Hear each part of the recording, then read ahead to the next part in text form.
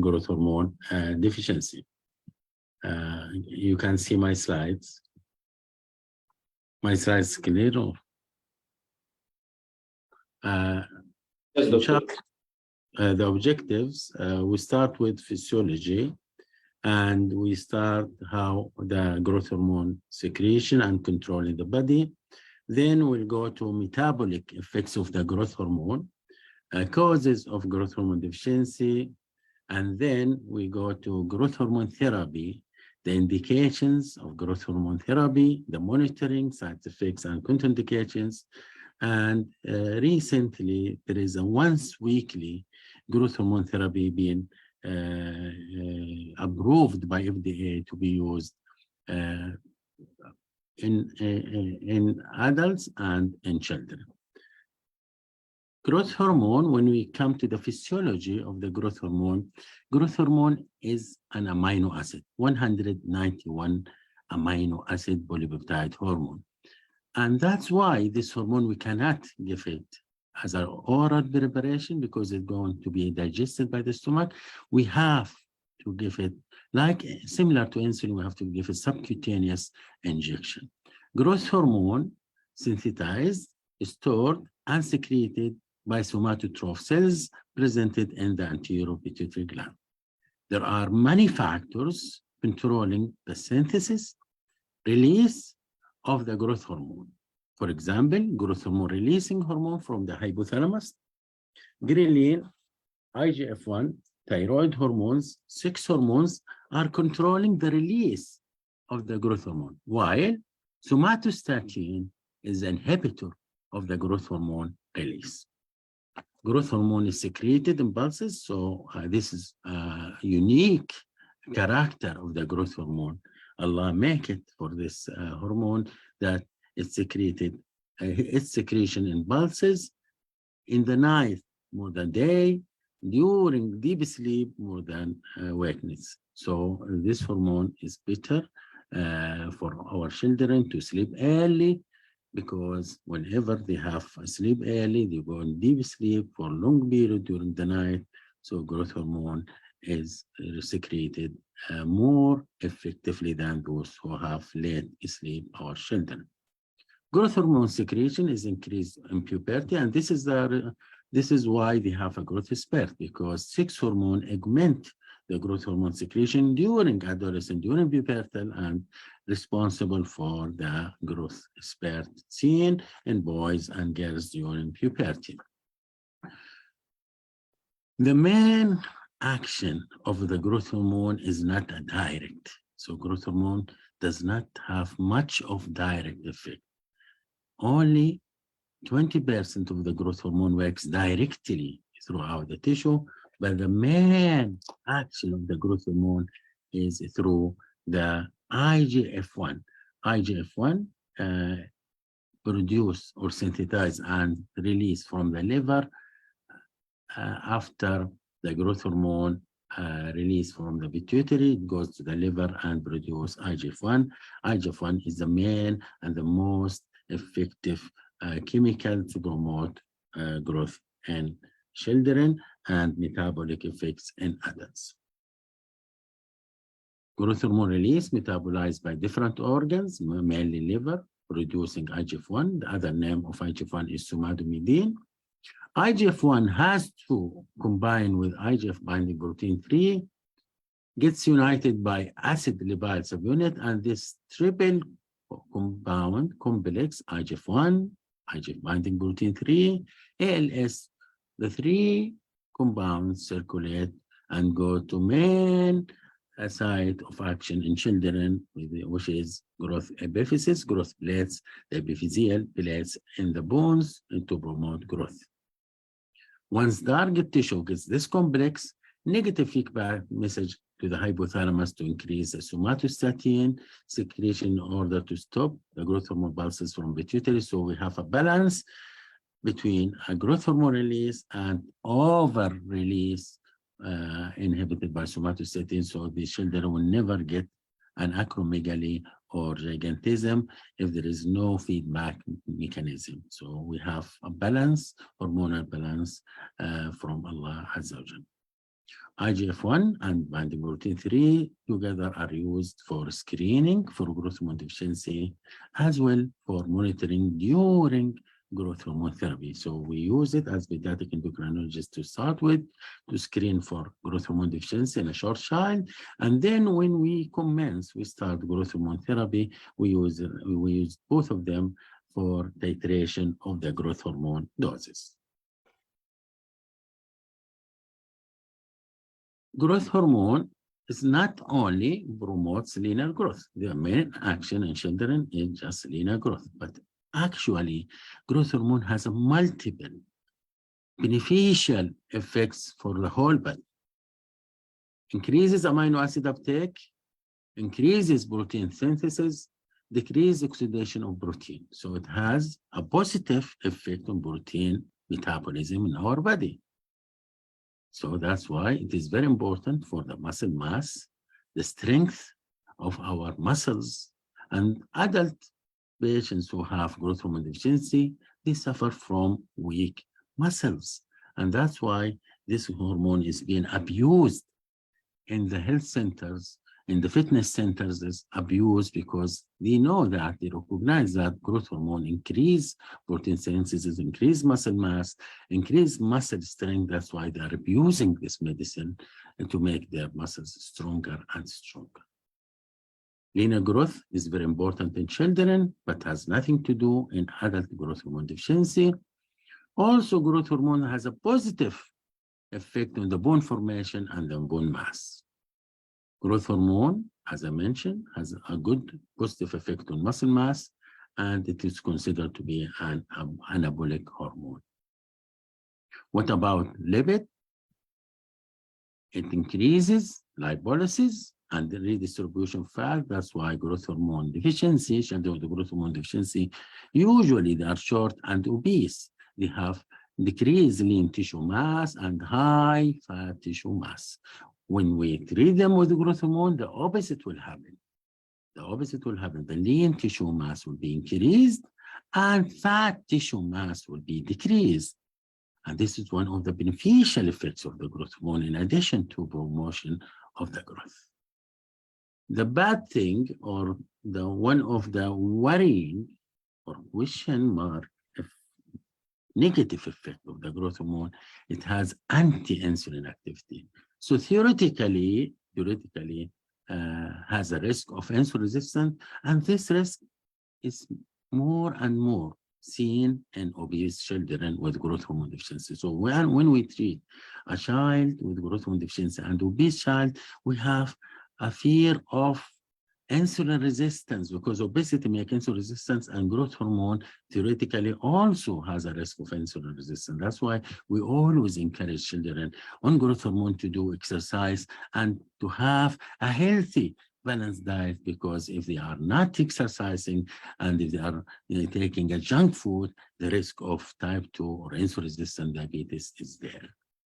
And lastly, but not the least, growth hormone has a positive effect on the self-esteem. These children receiving growth hormone, they have a good self-esteem and good quality of life. When we come to pathology, what are the causes of growth hormone deficiency? Number one, congenital causes. And when we say congenital, that means something. Developmental defect affects the CNS, because as you know, pituitary and hypothalamus are situated in the CNS. The hypothalamus releases growth hormone releasing hormone, and the pituitary releases growth hormone. So when we say congenital growth hormone deficiency, that means definitely there is a problem or maldevelopment or neurodevelopmental defect in the brain. While when we have an acquired cause of the growth hormone, it might be idiopathic. It might has nothing to do with pituitary, no functional or anatomical problem with pituitary or hypothalamus. Also, growth hormone deficiency could be an isolated problem or could be a combination of hypopituitarism. And when we say combination, if we have two pituitary hormone deficiency, that is called hypopituitarism. If we have more than 3 pituitary hormone deficiency, that is called hypopituitarism. We have always to think of other pituitary hormone deficiency. Whenever we have a child with growth hormone deficiency, whether it is congenital or acquired, we have to rule our other pituitary hormone deficiency, namely TSH deficiency, ACTH deficiency, and during puberty of this child, these children have a delayed puberty, so they might have also a FSH and LH problem. There is a practical message. If you have a child with growth hormone deficiency, sometimes some endocrinology, when they assess thyroid function, they do only TSH. And TSH is not a good screening test for hypothyroidism in children with growth hormone deficiency because, as you know, central hypothyroidism might have a normal TSH. So we could not detect these children with central hypothyroidism if we didn't combine TSH testing with 3T4 and 3T3, because in central hypothyroidism, we might have a normal TSH while 3T4 and 3T3 is low. I found it a common mistake done by some of the endocrinologists just to do only TSH as a screening for central hypothyroidism, and we might miss central hypothyroidism if we only do TSH screening. Growth hormone deficiency, not necessarily at the same time to present with hypothyroidism. So the child might initially present with isolated growth hormone deficiency. So we have always to think of other hormone deficiency. Even initially when we did ACTH was normal, TSH normal, FSH, LH normal, we have to think always about other association because it might develop later on. At the time of diagnosis, maybe only growth hormone deficiency, but throughout the follow-up of the patients might have another hormonal deficiency, pituitary hormone deficiency. And unfortunately, majority of patients, they're thinking that the growth hormone that make other hormone to be deficient, and we tell them always, no, panhypothyroidism might not come all together, it might come one by one. And when you have multiple hormonal deficiencies, especially congenital type, we have to think of genetic mutations. Most common cause of growth hormone deficiency is idiopathic, and that's what we've seen because whenever we have a growth deficiency, we do pituitary MRI, and most of the time we find a normal finding. So the family, they said, okay, normal MRI, why my child is having growth hormone deficiency? We said to them, it's idiopathic. We don't know. Majority of cases of growth hormone deficiency is idiopathic. But we have to rule out other congenital anomalies. That's why pituitary MRI is essential and important to be done for any child with a growth hormone deficiency to rule out any congenital anomaly. Like what? Like septo-optic dysplasia, like midline facial defect, left palate, holoprosencephaly, pituitary aplasia or hypoplasia, or any other CNS anomaly. We have to think of panhypopituitarism. In history, we have to ask about any previous history of trauma, especially during delivery, any instrumental delivery like ventouse delivery or forceps delivery, any history of the infection, whether neonatal sepsis, meningitis, encephalitis, brain abscesses, any previous history of surgery in the brain. For example, the child has operated for any hypothalamic tumor operation, pituitary tumor operation, and history of radiotherapy. CNS neoplasm is very important to rule out by MRI in any child with congenital growth hormone deficiency or developed throughout early years of life. Craniopharyngioma is the commonest tumor could cause growth hormone deficiency during childhood. Hypothalamic tumor is important. That's why we have always to check the visual field in any child with growth hormone deficiency, because the main presentation, in addition to short stature, might be visual field defects. Brain tumor close to pituitary stalk can also cause growth hormone deficiency. Sometimes we find many family members has growth hormone deficiency. In my practice, especially in Saudi Arabia with high rate of consanguinity, some families, they have 2 or 3 children with growth hormone deficiency, and they start to say, well, how come, doctor, my children, many of my children has the same problem, growth hormone deficiency, and we tell them growth hormone deficiency could be inherited like any other endocrinopathies.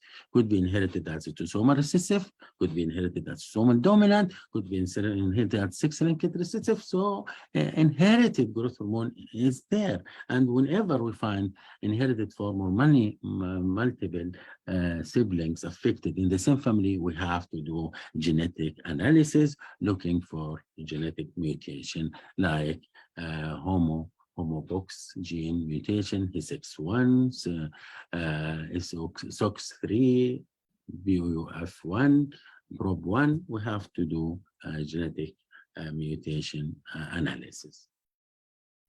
How we diagnose growth hormone deficiency? To start with, we have to take a good history, and we have to plot the child in the growth chart, and to see the mid-parental height, to calculate the target height. And this is very important, calculate growth velocity. Growth velocity is very essential in any child with short stature, because maybe initial plotting of the child will not be below 3rd percentile, because short stature is defined by that height below 3rd percentile or below -2 standard deviation. We might not initially find the child below 3rd percentile, might be on 10th percentile, but the growth velocity is poor. So if we didn't calculate the growth velocity and we said only we depend only by plotting, we might miss a child with growth hormone deficiency.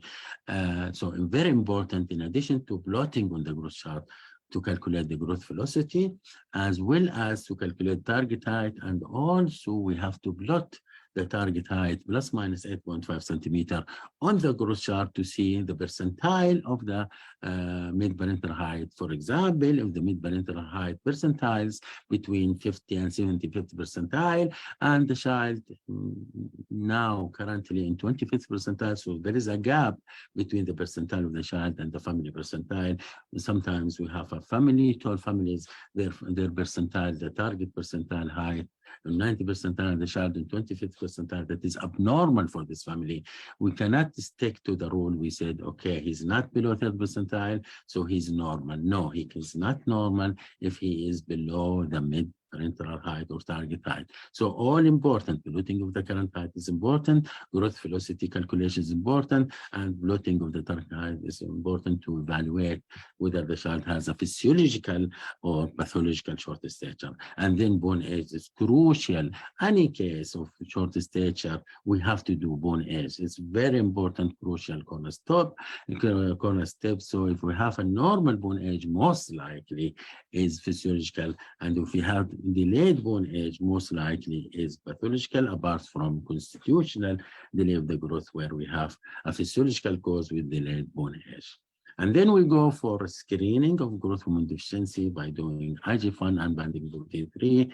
And then last step is growth hormone stimulation test to confirm the growth hormone deficiency. When we confirm the growth hormone deficiency, we go for MRI pituitary and hypothalamus to see whether it is idiopathic cause or secondary to congenital anomaly or secondary to tumor, any CNS problem. We have to do it after the growth hormone stimulation test if we have a growth hormone deficiency. Then what about the treatment? The only treatment for growth hormone deficiency is replacement therapy by growth hormone. And since 1985, alhamdulillah, we have a recombinant human growth hormone. And this recombinant growth hormone from 1985 till now, there is no problems.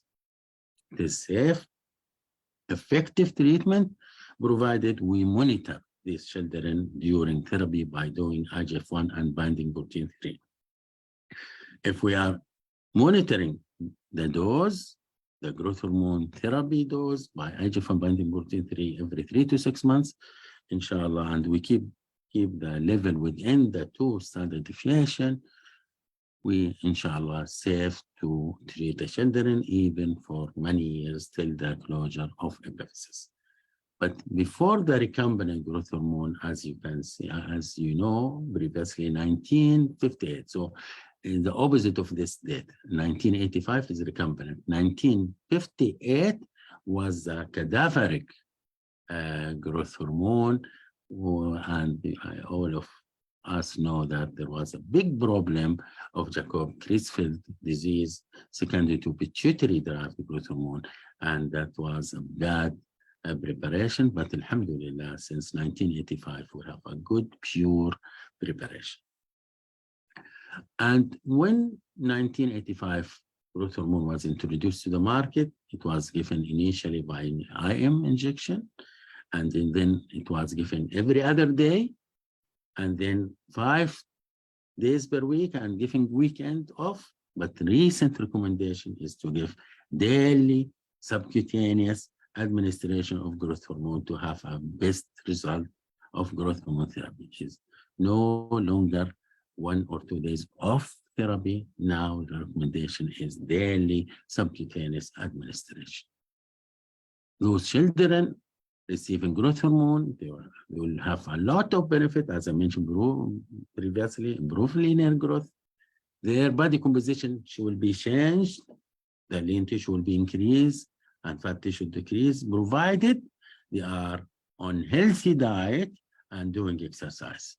Because in my country, a lot of children receiving growth hormone, and the mother comes to me and said, "Doctor, growth hormone make my child obese." I told her, never, ever. Growth hormone will make obesity. Growth hormone has anti-obesity effect. It reduces fat tissue. But the problem, your child getting obese, not because of growth hormone, because of lack of exercise and because of junk food. In my country, a lot of children are eating junk food, oily food, high carbohydrate food. That's why they are suffering from obesity. But those on healthy diet, those who are doing exercise, they never ever have obesity because of the growth hormone therapy. Also, growth hormone therapy improve the cardiovascular function, improve lipid profile in anyone, whether child or adult. The lipid profile will be a very good level with the growth hormone, improves quality of life, improves self-esteem, increase bone mineral density, as well as a lot of studies saying that growth hormone therapy improves memory, improves alertness, improves concentration. And these are the current indication of growth hormone therapy. And the main indication was pediatric growth hormone deficiency in 1985, followed by 1993, those with chronic renal failure. Now, adult growth hormone deficiency was approved 11 years after the pediatric growth hormone deficiency approval by FDA for the daily growth hormone deficiency therapy. 1996, HIV wasting, Turner, Brother, a lot of indications of growth hormone therapy. This is the list of the indication, and sometimes we're using this therapy for those with achondroplasia and hypochondroplasia to see whether they respond or not to the therapy, despite they don't have a growth hormone deficiency. What are the factors influencing the response to growth hormone? Number one, what is the indication? So if we are giving the growth hormone therapy for those with growth hormone deficiency, the response will be much, much better than if you give it to a child with, for example, achondroplasia. So number one, the indication of growth hormone therapy. The age of starting treatment, whenever we start earlier age, the better response. Unfortunately, in my country, a lot of children comes late. They came before the closure of epiphysis by 1 year or 6 months, and they are saying, "Please, I'm pregnant, doctor. My child is very short." And when you find the child is fully adult, and the epiphysis in the X-ray is just almost closing. So whenever we start early, the better response. Pubertal status, when we give growth hormone and the child enter into puberty, that will have growth spurt. But if we start the growth hormone during puberty or after puberty, before the closure of epiphysis, the response will be poor. Also, the response depends on the dose, and we have to titrate the dose every 3 to 6 months according to IGF-1. The adherence to therapy is another factor. Those with small for gestation age needs higher therapy than those with growth hormone deficiency, because the response will not be as good as those with growth hormone deficiency. We have to, when we find a child not responding very well to growth hormone, we have to see any other medication impairing the effect of growth hormone for a child. For example, a child that is receiving steroid for another reason, a child with nephrotic on steroid. We have to rule out other medication interfere with the growth hormone action. Any associated comorbidities like celiac, Crohn's disease that will affect the response to growth hormone. Sometimes, rarely, we have growth hormone antibodies, which is very rare. The problem in our countries, especially Saudi Arabia, a lot of people have a false belief about growth hormone, and they think growth hormone is making cancer. Growth hormone is bad medicine. Always they said in Arabic, ما نبغى نلعب بالهرمونات يا دكتور، خلي الولد زي ما هو. They thinking that we are playing with hormones. They don't think that this is a replacement therapy. A child with growth hormone deficiency should be replaced with the growth hormone. We're not playing with hormones. And the family education, whenever we have educated family, the response will be better, much better than those who are poorly education or low education. And sometimes financial problems. Some poor family cannot offer to have a growth hormone therapy for their children, so the compliance and beneficial effect will not be seen like a good family. They can offer the growth hormone, whether from the government, from the insurance, or they buy it. Side effect of growth hormone: peripheral edema, carpal tunnel syndrome, arthralgia, myalgia, growing pain, orthopedic problems, slipped capital femoral epiphysis, worsening of scoliosis, gynecomastia, increased nevi size due to tumor cerebri, very rare.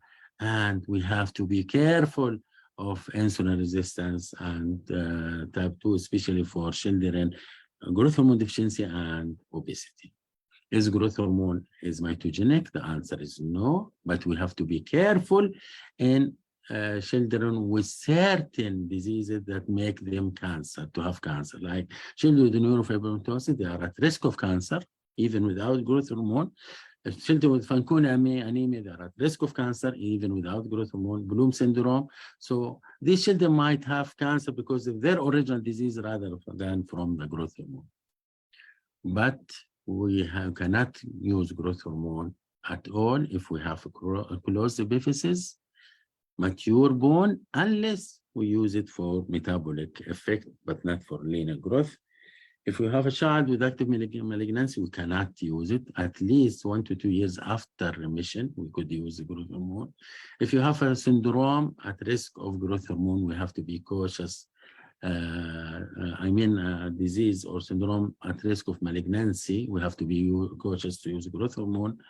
And if a child has a severe reaction to growth hormone, we have to be cautious. Follow-up of children with growth hormone, on growth hormone therapy, we have to be sure of the compliance, any missing dose, what is the general well-being of the child. We have to calculate growth velocity, very important to see the growth hormone response. And we have to always, in each clinic, do accurate measurement of weight and height. General examination, especially visual field, very important to examine visual field, and very important to evaluate, and always assessment of Tanner staging.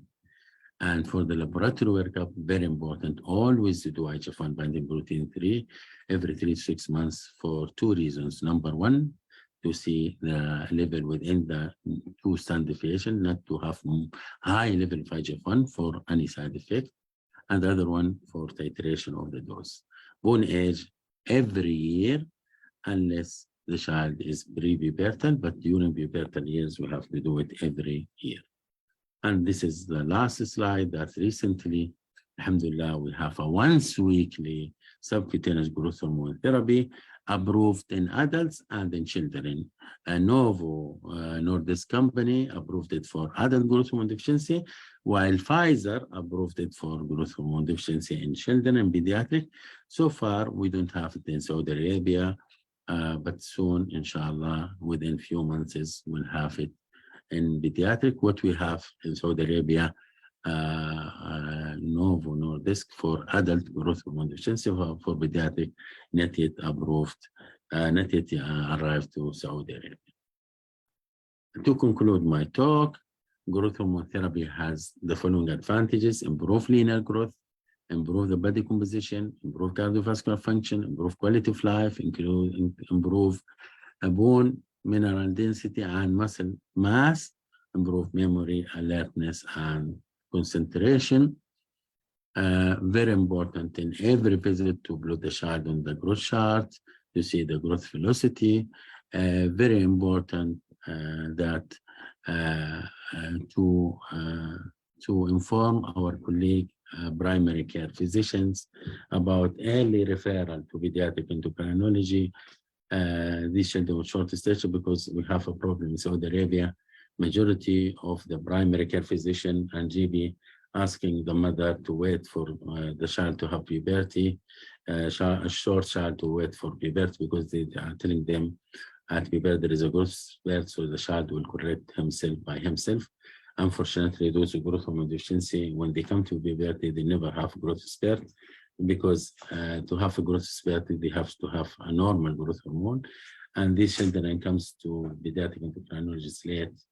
And the reason of late coming to the clinic is because late referral of the primary care physician. So please, our colleague primary care physician to refer early referral of children with short stature, and pediatric endocrinologists will never start growth hormone directly. We'll do a lot of investigation to diagnose and then to start therapy if needed. By this, I come to the end of my presentation. Thank you very much, everybody. And I am very happy to see my colleagues in Egypt. And the floor is open for any question. Thank you very much, Dr. Abdel Moein. Your presentation was concise, to the point. Thank you very much indeed. Do you have an experience with giving growth hormone for patients with achondroplasia or hypochondroplasia, and what the response to growth hormone, and what is the dose you are using if you did? Yes, I have experience, because these children, when come to me, especially early age, I start as early as possible, start from age of 2 years and above. Hypochondroplasia, they have much better response than achondroplasia. Of course, these children will tell the parents from the start, we need to give a trial 6 to 12 months. And we need to evaluate the growth velocity within 6 to 12 months. If there is no response, we have to stop it. If there is a response, we have to continue. And we see their plotting on the achondroplasia chart, where their response or their curve is lower than the normal children. We cannot compare the growth velocity of normal child with a child with achondroplasia or achondroplasia. Most of children first year of life of therapy, they respond very well, and then the response getting less and less. Whenever we have a low response, less than 2 centimeters per year, I stop. But usually we accept for these children 4 to 5 centimeters per year on growth hormone therapy, because as you know, their cartilage is not fully mature. Alhamdulillah, recently there is a medicine for achondroplasia, which is very expensive, that will improve their growth. So till this medicine arrived to Saudi Arabia and to the Arabic countries, we have to help these children with the growth hormone if they are responding very well. The dose usually higher, they use in the dose almost higher, like children with small for gestation age, we start high dose of the growth hormone therapy, not the usual dose, and we monitor them by IGF-1 and binding protein 3. Thank you very much, Dr. عبد المعين. ألف شكر. أنا هجمع الأسئلة and I will forward to your email and you will answer it for the sake of time. Thank you very much. It was an excellent presentation. Thank you. Thank you. ألف شكر. العفو. Thank you so much, Dr. Abdel Moein, for this very informative lecture. And now is Professor Dr. Sameh Tawfiq, Professor of Pediatrics, Military Medical Academy, Head of Pediatric Department at Maadi Hospital. Dr. Sameh will give us a unique lecture about a unique disease and a rare one, which is hereditary angioedema. اتفضل Dr. Sameh. Thank you very much, Professor Wala. Thank you very much indeed. Bismillah ar-Rahman ar-Rahim.